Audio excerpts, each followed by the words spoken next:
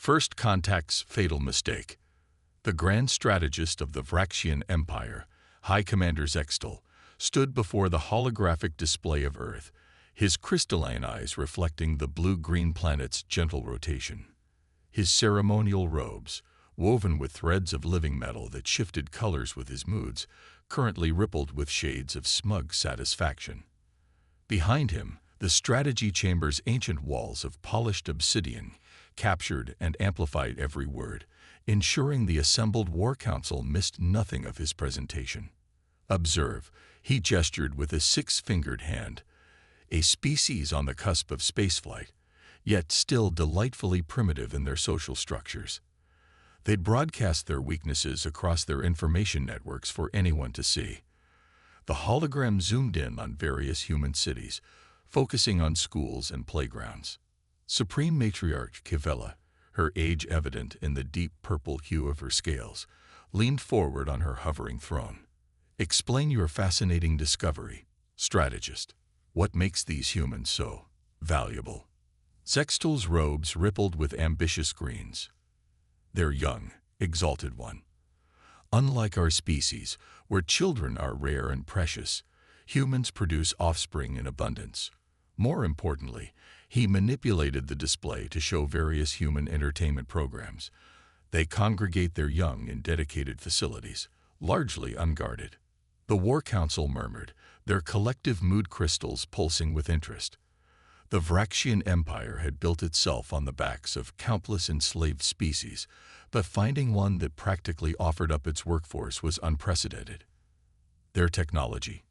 General Eurexis inquired, her battle-scarred carapace gleaming under the chamber's ambient light. Primitive, Zextal dismissed with a wave. Their most advanced weapons rely on chemical propellants and crude atomic devices. Their space vessels can barely reach their own moon. Our stealth technology is centuries beyond their detection capabilities. What Zextal couldn't know, was that at that exact moment, Deep Space Monitoring Station Sierra 9, disguised as an abandoned mining facility on Saturn's moon Titan, was recording every word of his presentation. Lieutenant Sarah Chen, whose daughter Amanda attended one of the schools on Zextal's target list, watched the feed with growing fury. Command, she spoke into her quantum-encrypted communicator, her voice steady despite her racing heart. You need to see this. Back in the Vraxian war chamber, Zextal continued his presentation, blissfully unaware that his empire's doom was broadcasting itself across space. I propose Operation Harvest. 5 simultaneous strikes at educational facilities across their major continental divisions. Quick, clean, and efficient. The humans will never know what hit them until their children are already processing mineral ore in our outer colonies.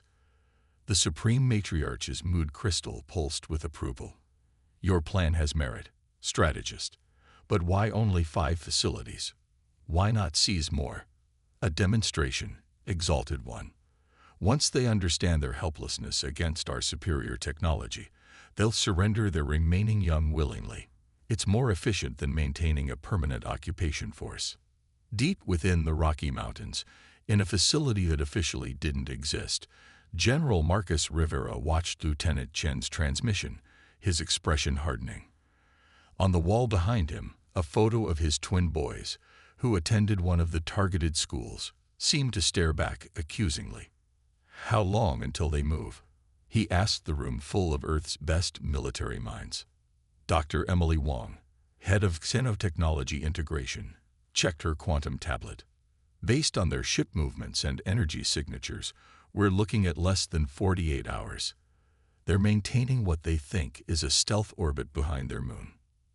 Rivera's laugh was entirely without humor. Behind our moon, where we just happen to have our largest shipyard. He turned to Fleet Admiral Johansson. Status of the Guardian Fleet. Ready and eager, Johansson replied, her Norwegian accent thickening with anticipation. Every ship crewed by parents and teachers. They've been training for this possibility since we first detected the Vraxian scouts 15 years ago. In the Vraxian war chamber, Zextal was wrapping up his presentation. The human children will be easily controlled. Their entertainment broadcasts show them to be docile, obedient creatures who respect authority without question. Supreme Matriarch Kivella raised her ceremonial staff, its crystal tip glowing with approval. You have the Council's blessing. Strategist. Proceed with Operation Harvest. As the War Council filed out, none of them noticed the small drone, no larger than a terrestrial insect, that had recorded everything. The drone, built with technology that would have made Zextal choke on his assumptions about human capabilities, transmitted its final burst of data before dissolving into harmless organic compounds. In orbit around Europa, the stealth carrier U.S. Parenthood received the transmission. Captain Maya Patel, who had missed her daughter's piano recital for this mission, read the confirmed attack plans with grim satisfaction. Send word to all fleet elements, she ordered.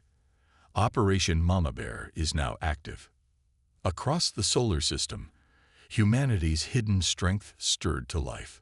Ships emerged from caverns on Mars, rose from the clouds of Venus, and slipped out of asteroid bases. Each vessel was a testament to 15 years of reverse engineering alien technology, combined with humanity's unique talent for turning defensive capabilities into devastating weapons. In his private chambers, Zextal reviewed the final preparations for Operation Harvest, his mood crystal glowing with pride. The human children would make excellent workers, and this operation would surely earn him a place in Vraxian history. He was right about making history, just not in the way he imagined. 48 hours later, as the Vraxian assault ships prepared to launch their attack, they remained completely unaware that they were surrounded by a fleet of vessels that, according to their intelligence, shouldn't exist for another 3 centuries. They were about to learn why every human culture had legends warning about the consequences of threatening children, and why Mama Bear had become a term of terror across 1,000 worlds.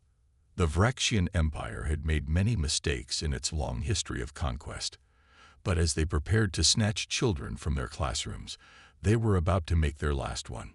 Because if there's one universal truth that transcends species and cultures, it's this: you don't mess with someone's kids, and humanity was about to demonstrate exactly why that rule existed in the first place.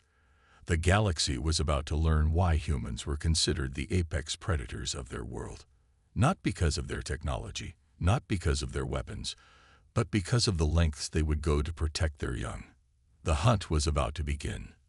When parents become predators, the first indication that Operation Harvest wasn't going according to plan came when the Vraxian extraction teams encountered Miss Helen Cooper at Riverside Elementary. The aliens, expecting a docile educational administrator, instead found themselves facing a former Marine Corps combat instructor who had spent the last decade combining classroom management skills with military tactics. "I must inform you," she announced in her teacher voice, the one that could silence a cafeteria at 50 paces, "that you have not been authorized to remove these children." Then she proceeded to demonstrate why her combat certification had never expired. The Vraxian boarding team's after-action report would later describe her as a demon in sensible shoes. Across the globe, similar scenes played out as the aliens discovered that Earth's teachers weren't quite what their intelligence had suggested. At Sakura Elementary in Tokyo, the school gardener turned out to be a retired member of Japan's Special Forces Group. In Sao Paulo, the cafeteria worker was a former BOP operator who could do equally impressive things with both a ladle and a tactical weapon. But it was the parents who truly terrified them. Deep within the Cheyenne Mountain complex, or rather, the small public-facing portion of it that the Vraxians knew about, General Rivera watched the alien ships begin their retreat. The massive holographic display showed 5 points of light rushing for orbit, pursued by vessels that, according to all Vraxian intelligence, shouldn't exist. "Status report," he commanded. Colonel Sarah Chen, newly promoted from her surveillance post on Titan, brought up the tactical overlay. "The Vraxians managed to grab about 30 kids total before our response forced them to retreat. U.S. Parenthood and U.S. No More Timeouts are in pursuit of the primary vessel. The European, Asian, and South American squadrons are engaging the others. And our passengers," Chen's smile was fierce. 8-year-old Amy Martinez has already organized what she's calling a temporal displacement event in the ship's main cargo bay. Apparently, she learned about civil disobedience in history class last week. "That's my girl," Rivera muttered. Then, louder, "What about the others?" The Nakamura twins have somehow convinced the ship's AI that their quarters are simultaneously occupied and empty, creating a quantum paradox that's giving their navigation systems fits. And young Mohammed Abbas is teaching the entire captured group to sing Baby Shark in perfect harmony. The Vraxian neural interfaces are struggling with this. In high orbit, aboard the U.S. Parenthood, Captain Maya Patil listened to the chaos unfolding on the enemy command frequencies with satisfaction. The Vraxians had expected to find helpless children. Instead, they'd captured a generation raised on stories of resistance, taught not just reading and mathematics, but creative problem-solving and adaptive thinking. Target vessel is attempting to engage their FTL drive, her tactical officer reported. "Not today," Paddle responded, activating the ship's quantum disruption field. Technology reverse-engineered from a Vraxian scout ship that had crashed in Kazakhstan 15 years ago. The alien vessel's drive failed spectacularly, leaving them trapped in normal space. "This is impossible." The Vraxian commander's transmission crackled across the command channel. "Your species shouldn't have this level of technology for centuries." "You shouldn't have touched our children," Paddle replied simply, before cutting the transmission. "All ships execute containment pattern Delta. Let's show them what else they got wrong about humanity." The human fleet moved with practiced precision, herding the Vraxian vessels into a tactical net woven from graviton beams and quantum fields. Technologies that, according to the aliens' intelligence, were still theoretical concepts on Earth. In their arrogance, the Vraxians had never considered that humans might lie about their capabilities. They'd watched Earth's public broadcasts, studied their open scientific publications, and concluded they were dealing with a primitive species. They hadn't realized that every piece of information they'd gathered had been carefully curated, every technology they'd observed deliberately understated. While the aliens had been watching humans, humans had been watching back and preparing. Back in Cheyenne Mountain, Rivera received a priority communication from the lunar shipyards. Admiral Johansson's holographic form materialized in the command center, her expression grim but satisfied. "The Vraxian home fleet is mobilizing," she reported. "Long-range sensors show they're preparing for a major response." Rivera nodded. "Good. Time to show them the rest of our cards. Execute Protocol Omega." Across the solar system, hidden installations began to power up. Defensive platforms emerged from camouflaged positions in the asteroid belt. Monitoring stations on every major moon and planet revealed their true capabilities. Earth's carefully maintained facade of technological limitation fell away like autumn leaves. "Sir," Chen interrupted, "you need to hear this." She activated a transmission from one of the captured Vraxian ships. A young voice came through clearly. "And 99 bottles of milk on the wall. 99 bottles of milk. Take one down. Pass it around." The sound of 30 children singing in unison, led by what appeared to be a very enthusiastic kindergarten music teacher. Rivera couldn't help but smile. "How long have they been at it?" "They started at 10,000 bottles, sir." The Vraxian crew attempted to disable their internal communications 3 hours ago, but somehow the children gained access to the emergency broadcast system. "Of course they did," Rivera sighed. "Any other developments?" "Well, sir, remember how the Nakamura twins were interested in quantum mechanics? They've apparently figured out how to use the ship's artificial gravity systems to create a small temporal loop in the detention area. They're using it to extend their recess time indefinitely." The general rubbed his temples. "Send word to all fleet elements. Primary objective remains the safe recovery of all children. Secondary objective." He paused, remembering the look of smug superiority on the Vraxian strategist's face during their intercepted transmission. "Teaching them why humanity's stories about protecting our young aren't just stories." As Earth's hidden fleet moved to engage the approaching Vraxian armada, the aliens were about to learn another crucial lesson about humans. The only thing more dangerous than a parent protecting their child is an entire civilization of parents protecting their children. And humanity had been preparing for this moment for 15 years. The hunter becomes the hunted. Supreme Matriarch Kivella's mood crystal had shifted from its usual regal purple to a sickly green as she watched the tactical display. What had begun as a simple resource acquisition operation had somehow transformed into the greatest military disaster in Vraxian history. The supposedly primitive humans weren't just fighting back, they were winning. "Explain," she hissed at High Commander Zextal, whose ceremonial robes had lost their smug shimmer and now hung limply, reflecting his growing terror. "Impossible," he muttered, manipulating the holographic controls with trembling fingers. "Their technological level, their military capability, everything we monitored suggested." Suggested what? Kivella's voice could have frozen plasma.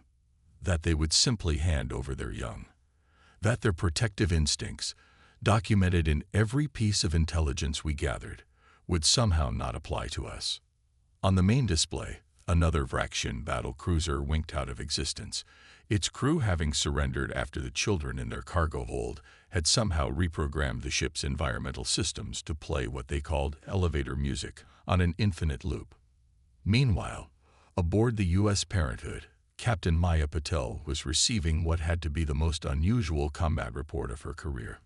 "Let me make sure I understand this correctly," she said, pinching the bridge of her nose.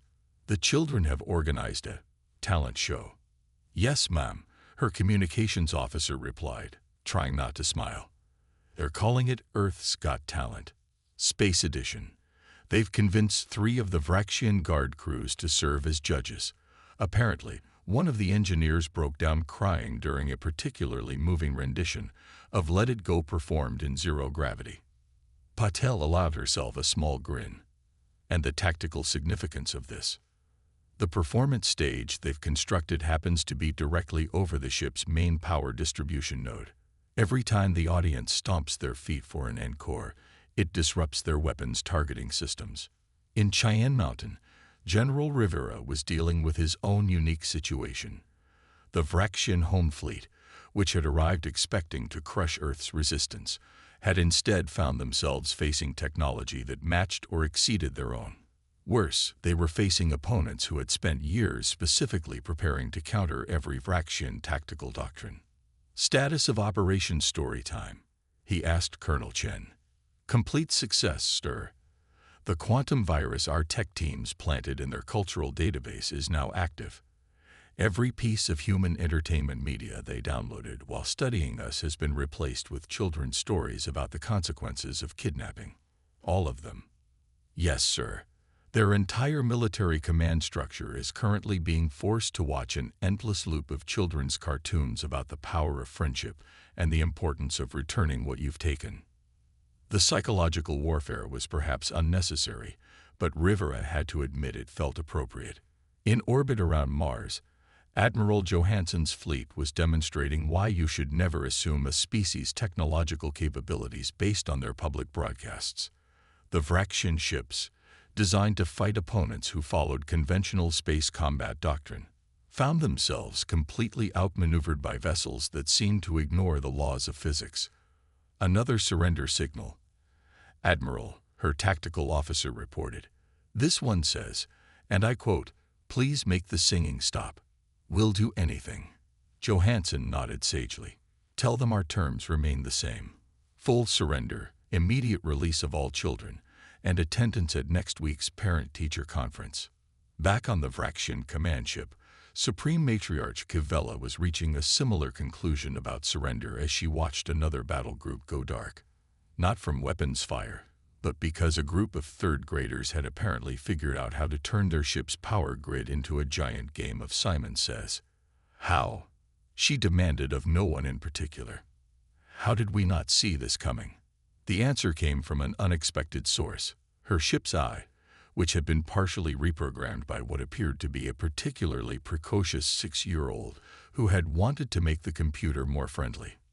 Analysis of human historical records suggests a significant oversight in initial intelligence gathering. The AI announced in a voice that now somehow managed to sound both ancient and chirpy. Humans have consistently demonstrated that threats to their offspring trigger an extreme response across their entire society.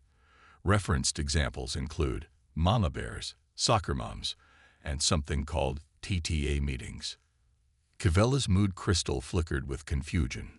What is a soccer mom? A human subspecies, the AI replied cheerfully, known for combining unlimited energy, organizational skills, and the ability to coordinate complex logistics while maintaining a schedule that would break most military command systems. In the detention area that had somehow been transformed into an impromptu summer camp, young Amy Martinez was teaching her fellow captives and several increasingly interested Vraxian guards how to make friendship bracelets. The fact that this activity was keeping some of the ship's most advanced security systems occupied in an endless loop of trying to identify the potential weapons value of colored string was just a bonus. Your species, Cavella finally admitted as she watched another fleet element surrender, is not what we expected. Oh, honey, came the response from the human fleet command. Transmitted on all frequencies. You haven't seen anything yet. Wait until you meet our PTA. The Vraxian Empire had ruled the galaxy through fear and technological superiority, but they were learning that neither of those things meant much when faced with the combined might of humanity's most powerful force. Parents who were done with your nonsense. And the children. They were just getting started with their encore performance. No place to hide. The Vraxian High Command had never experienced anything quite like this. Their mighty empire, which had subjugated countless species across 3 galactic arms, was being systematically dismantled by a species that, until recently, they had considered barely worth monitoring. And the worst part, the humans seemed to be enjoying themselves. They're doing what? Supreme Matriarch Cavella's voice had reached a pitch previously achievable only by quantum string vibrations. The tactical officer, his scales pale with stress, repeated his report. The human children have organized what they're calling a space-wide scavenger hunt. They've somehow networked all our ship's internal communications, and are awarding points for finding specific items. What kind of items? Currently, they're looking for something called a sense of remorse and better life choices.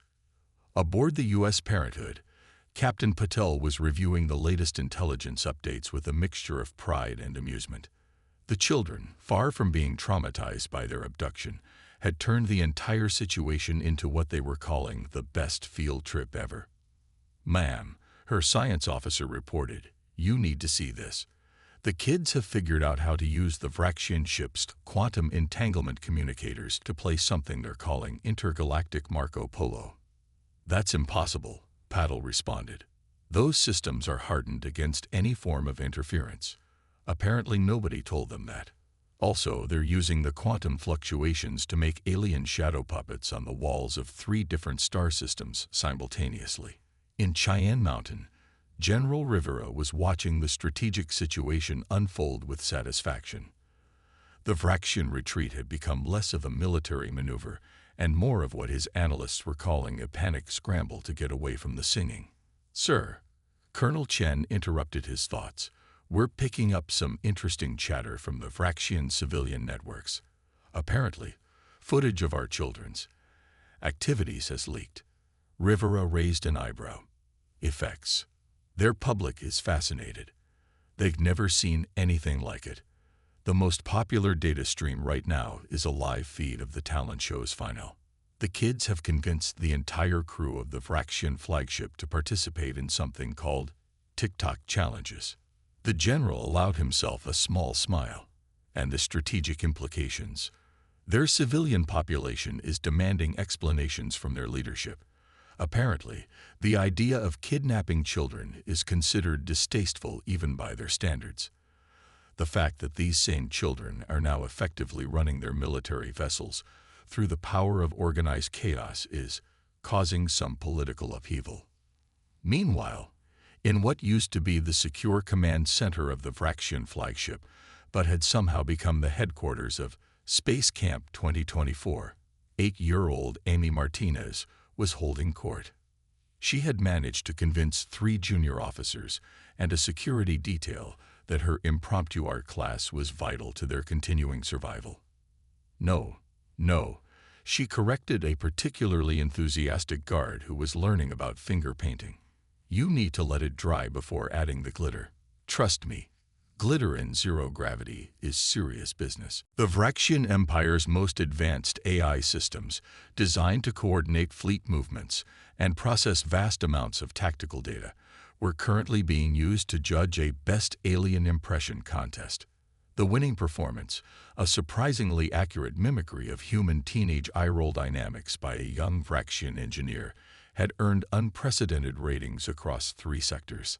Admiral Johansson's fleet had cornered the remaining Vraxian combat vessels near the orbit of Saturn. The aliens had discovered, much to their dismay, that their supposedly superior technology was no match for ships designed by engineers who had spent years studying alien weaknesses while raising teenagers. Another surrender request, Admiral, her communications officer reported. This one's asking if we can promise to stop the children from teaching their crew something called the Macarena. Johansson's expression remained professionally neutral, though her eyes sparkled with amusement. Tell them our terms haven't changed. Full surrender, immediate release of all children, and mandatory attendance at next month's school board meeting. Back on Earth, the Global Defense Council was receiving reports from across human space. The Vraxian Empire, which had terrorized the galaxy for millennia, was facing something entirely outside their experience. The combined creativity of human children and the determined efficiency of their parents. They're retreating to their core systems, Rivera announced to the assembled commanders. But there's something else. We're picking up transmissions from other species, ones the Vraxians have dominated for generations. They're watching what's happening. And, Colonel Chen prompted, and they're laughing. The Vraxian Empire maintained control through fear and the illusion of invincibility. Our children just shattered both by turning their most advanced warships into what amounts to an intergalactic summer camp. The tactical display showed the remaining Vraxian vessels attempting to maintain some semblance of military formation, while dealing with the fact that their internal communications had been permanently altered to play what the children insisted was traditional Earth victory music, a seamless mix of pop songs and cartoon theme tunes. Supreme Matriarch Kivella, watching her empire crumble around her, finally asked the question that had been bothering her since this disaster began. How? How did we not see this coming? The answer came from her ship's AI, still speaking in that unnervingly cheerful voice. Historical analysis suggests a critical error in threat assessment. While monitoring human entertainment broadcasts, our intelligence services apparently missed the key documentary series, Home Alone and Parent Trap.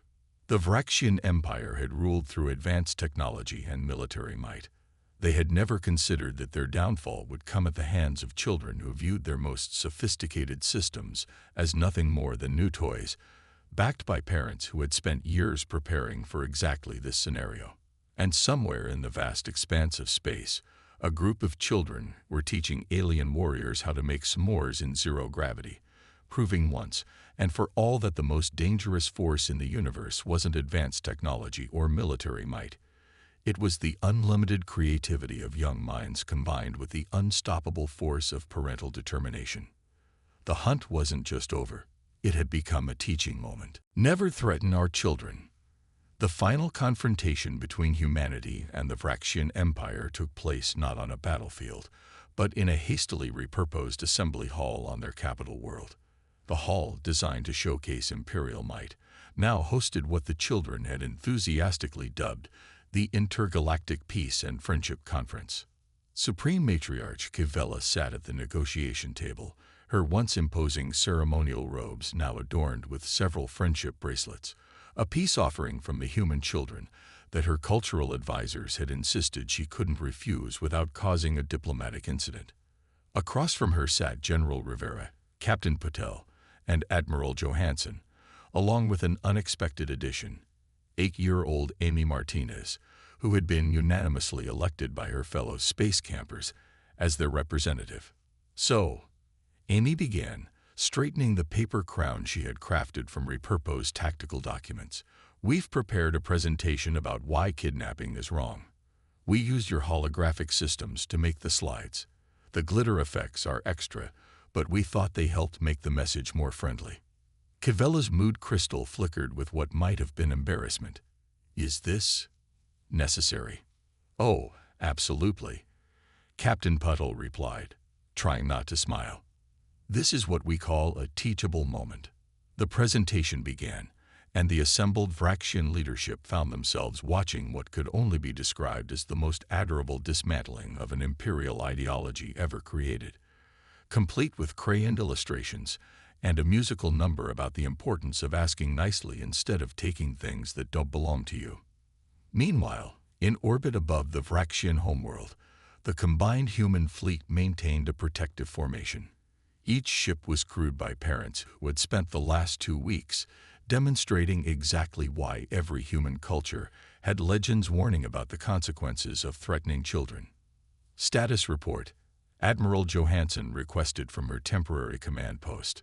"The children have successfully integrated their friendship curriculum into the Vraxian Imperial Education System," her aide reported. "They're calling it How to Make Friends and Not Invade Planets. It's already gone viral on their information networks."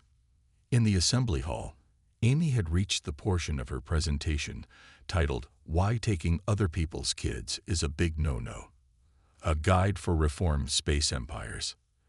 And this is why we've decided not to be too mad," she explained to the increasingly bewildered Vraxian leadership. "Because our parents always say that when someone makes a mistake, the important thing is that they learn from it. Right, General Rivera."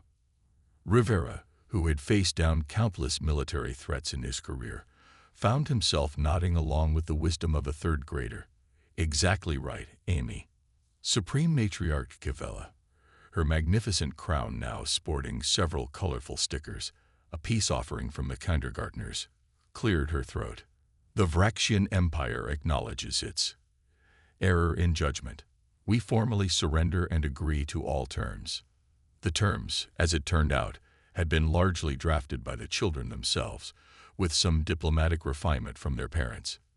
They included an immediate end to all child-related harvesting operations, obviously; the establishment of an intergalactic cultural exchange program, focused heavily on art classes and space pizza parties; mandatory participation in what the children were calling friendship training; annual joint celebrations of what would now be known as the Great Space Camp Adventure. "There's one more thing," Amy added, pulling out a carefully folded piece of paper. "We think you need a new hobby instead of invading planets, so we've made a list of suggestions. Number 1 is mini-golf. We can teach you." The Vraxian Empire, which had dominated galactic politics through fear and military might for thousands of years, found itself being peacefully reconstructed by the combined efforts of human children and their very determined parents. In the weeks that followed, something unprecedented happened. Other species, long subjugated by the Vraxians, began receiving transmissions from Earth. Not threats or demands, but invitations to what the children were calling the biggest show and tell in galaxy history. General Rivera, watching the transformation from the U.S. Parenthood's observation deck, turned to Captain Patel. "Did we ever imagine it would end like this? With the most powerful empire in known space being reformed through the power of children's arts and crafts." Patel smiled. "No, but maybe we should have. This is humanity's true strength, not our weapons or our technology, but our ability to turn enemies into family." The Vraxian Empire had sought to harvest Earth's children as a workforce. Instead, they had inadvertently triggered the greatest peace movement the galaxy had ever seen, led by those same children and backed by parents who had proven that protecting their young wasn't just instinct, it was an art form.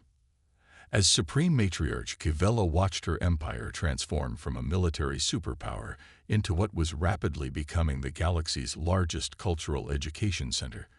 She turned to her newly appointed human advisors. "We still don't fully understand how this happened." "That's okay," Annie replied, patting the ancient ruler's hand comfortingly. "Sometimes the best lessons are the ones you don't see coming. Now, who wants to learn how to make space s'mores? We figured out how to do it without gravity." And so, the galaxy learned a fundamental truth. You can conquer worlds with weapons, you can dominate species with technology, but nothing, absolutely nothing, is more powerful than the combination of children's creativity and their parents' determination to protect them. The stars would never be the same. They would be better.